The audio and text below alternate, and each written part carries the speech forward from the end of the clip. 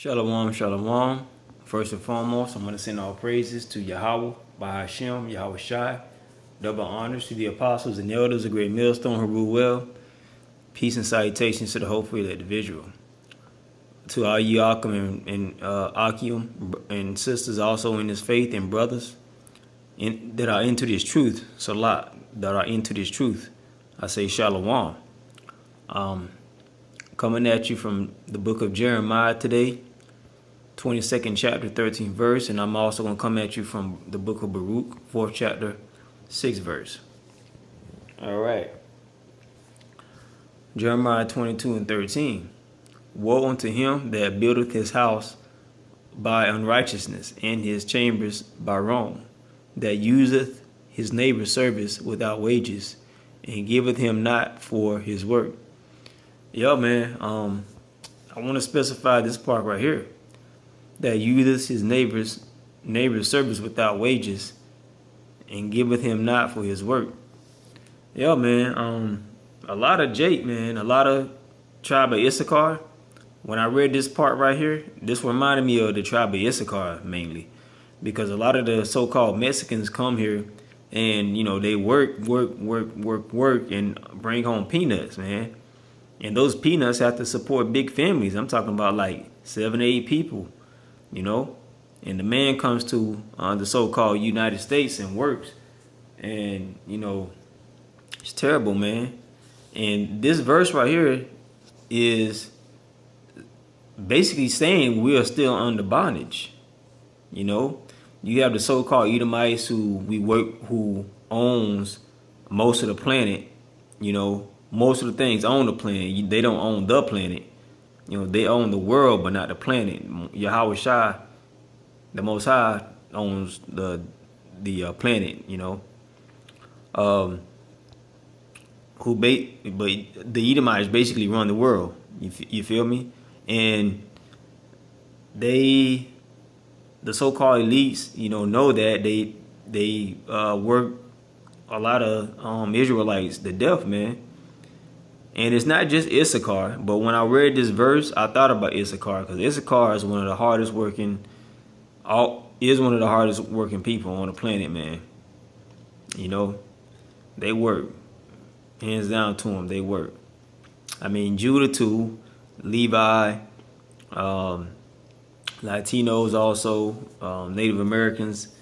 You know, these elites, man, are taking advantage of the so-called Israelites. And it's not right. You know, and this Bible verse also states that we are still under bondage. You know, you still have two types of slave. You have several types of slaves. I read this on Facebook. You have the one slave that got their master's degree and PhD and all that stuff. But now they have to work so many years to pay off that student loan.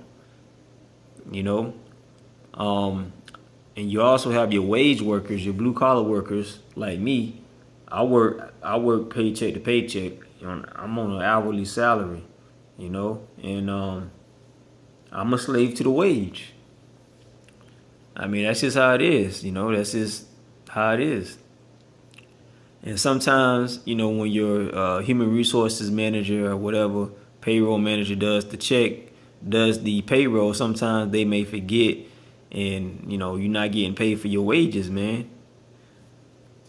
And giveth him not for his work, you know, his neighbor's service without wages, and giveth him not for his work. I mean, come on, man. And sometimes some of these employers trick you. They'll just see if you catch, like if they take an hour or two away from your time, they'll see if you'll catch it. And if you got like several hundred employees and you do that for every other employee or every pay period, you know, the boss is saving bread, man. He's getting by, you know.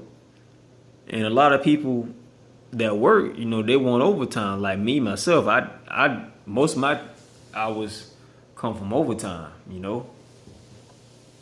And who knows, they probably got me a few times. I don't know. Maybe they have, but you know, if they have, then death to them. That's all I can say. But let's move down to Barak 4 and 6. Ye were sold to the nations, not for your destruction, but because you moved the Most High to wrath. Ye were delivered unto the enemies. Yo, man, see, what nation or people do you think about that were delivered in the hands of the enemies? I mean, right off the top, you ought to know, think about the so-called black Americans, which was the tribe of Judah. You know, I think it was Judah, Benjamin, and Levi that was sold, if I'm not mistaken. Salak, I got to do my research on that. But so-called, well, I just say tribe of Judah. I use them as an example. You know, definitely was sold into slavery. You know, along with, you know, the top, well, I believe it was the top 3 tribes that were sold into slavery: Benjamin, Judah, and Levi. And Salat brothers, if I'm wrong. I invite you to correct me if I am wrong. But when you think about it, man, the so-called black man in general, man, you know, we were the ones sold into slavery. So in the book of Baruch, which is in the Apocrypha right here, chapter 4, verse 6, you were sold to nations, not for your destruction, but because ye moved the Most High to wrath. Ye were delivered into the enemies. So that's talking about the children of Israel. Okay? Now, the Jews that live in so-called Israel today, I don't see no type of evidence how they could have been born into slavery. Because first of all, they look so goddamn weak. Have you seen some of these Jews that live up there? I mean, we have a big Jew population down here, and they look weak. They look very fragile. So how the hell can they be a slave if they look fragile? You trying to tell me those weak ass people moved those big ass boulders in Egypt, with the pyramids? Hell no. You got to be kidding me, man. For real. Okay, this refers to the nation of Israel. Okay,